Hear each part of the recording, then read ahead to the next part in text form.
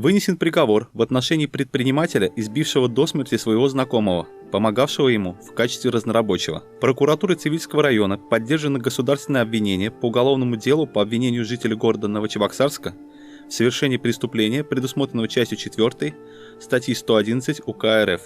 Умышленное причинение тяжкого вреда здоровью, опасного для жизни человека, повлекшего по неосторожности смерть потерпевшего.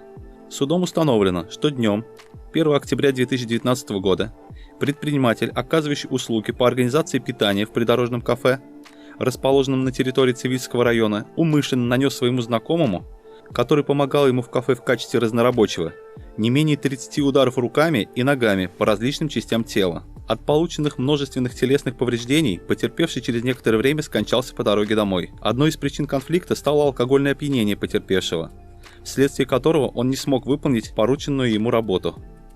Подсудимый вину в совершении преступления не признал, однако государственным обвинителем представлена суду совокупность доказательств, подтверждающих его причастность к содеянному. Приговором суда виновному назначено наказание в виде лишения свободы сроком на 7 лет с отбыванием в исправительной колонии строгого режима. Чебоксарской спецпрокуратурой выявлено нарушение санитарных норм в исправительных учреждениях. Чебоксарской прокуратурой по надзору за соблюдением законов в исправительных учреждениях на постоянной основе проводятся проверки исправительных учреждений республики, в том числе на предмет соблюдения санитарно-эпидемиологических требований.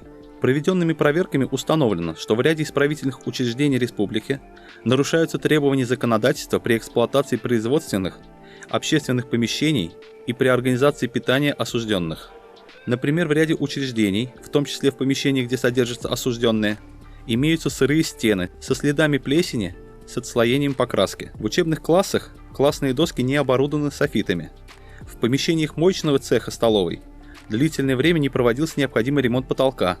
Образованы подтеки влаги, стеллаж для хранения кухонной посуды в столовой требует покраски. Деревянные разделочные доски с трещинами, заусенцами требуют замены. В связи с выявленными нарушениями законодательства, регламентирующего санитарно-гигиеническое обеспечение осужденных к лишению свободы, гарантированного статьей 12 и статьей 101 УИК РФ, прокуратурой в адрес начальников исправительных учреждений внесено 2 представления.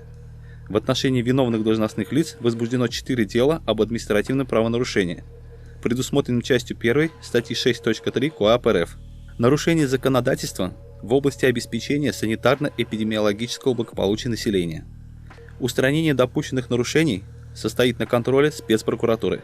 Под председательством прокурора республики состоится расширенное заседание координационного совещания правоохранительных органов с обсуждением результатов работы по противодействию коррупции. 30 октября 2020 года под председательством прокурора Чувашской республики пройдет расширенное заседание координационного совещания руководителей правоохранительных органов Чувашской республики с обсуждением результатов работы правоохранительных органов республики по противодействию коррупции, в том числе по выполнению мероприятий, утвержденных указом президента Российской Федерации Национального плана противодействия коррупции на 2018-2020 годы.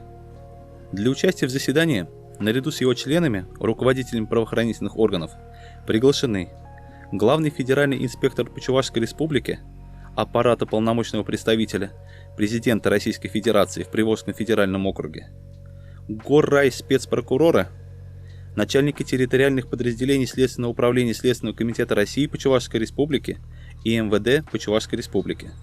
По итогам обсуждения будут спланированы дополнительные организационно-практические мероприятия, направленные на повышение эффективности деятельности правоохранительных органов по противодействию коррупционной преступности и ее профилактике. Прокуратура города Чебоксары направила в суд уголовное дело в отношении бухгалтера организации, присвоившей около 500 тысяч рублей. Прокуратурой города Чебоксары утверждено обвинительное заключение по уголовному делу в отношении 31-летней жительницы города Чебоксары, обвиняемой в совершении преступления, предусмотренного частью 3 статьи 160 УК РФ «Присвоение в крупном размере». По версии следствия, обвиняемая, являясь бухгалтером-кассиром организации, в период с 2015 по 2018 года занижала в приходных кассовых документах сведения о полученных денежных средствах от реализации продукции, присваивая себе полученную разницу. За указанный период обвиняемой похищены денежные средства в размере более 485 тысяч рублей.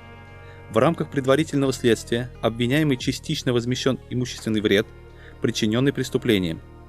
Уголовное дело для рассмотрения по существу направлено прокуратурой в Ленинский районный суд города Чебоксары. Прокуратура провела проверку по факту гибели ребенка от удара электрическим током около села Харкасы.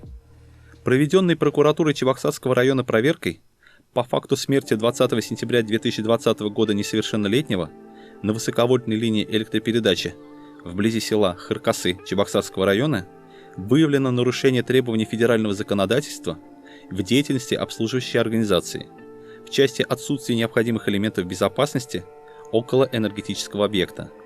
В этой связи в адрес руководителя организации прокуратуры района внесено представление. По результатам его рассмотрения в настоящее время возле линии электропередачи установлены опознавательные знаки о недопустимости прохода к ним посторонним лиц. По факту гибели ребенка Следственным управлением Следственного комитета России по Чувашской Республике также проведена процессуальная проверка. Данные предоставлены пресс-службой прокуратуры Чувашской Республики. Читал Павел Демин.